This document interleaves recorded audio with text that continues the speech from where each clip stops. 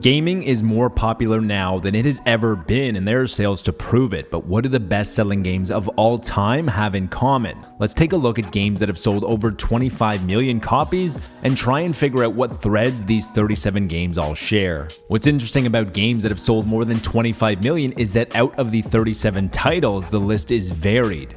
There are many different genres, different ages, original titles, sequels, motion-based games, and all kinds of different ways to divide the list, which is nice because it proves that no matter what the game, if the quality is there, anything can become the best-selling game of all time. Now for some random facts. 2006 and 2011 both had 4 games sell over 25 million copies.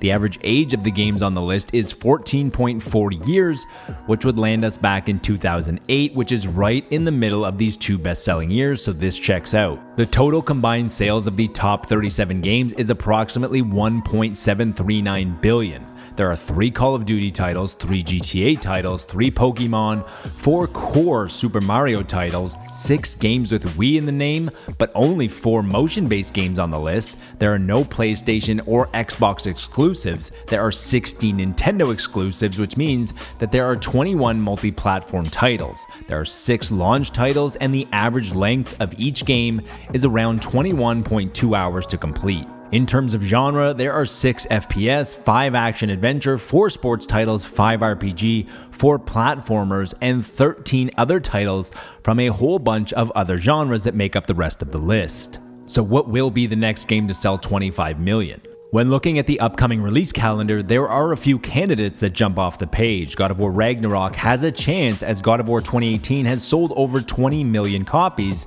just on the PlayStation 4. Ragnarok is launching on the PS4 and the PS5, meaning that there will be more potential buyers than ever. Starfield has a chance, as Skyrim has sold over 30 million, but Starfield has big shoes to fill, plus it's going to be on Game Pass.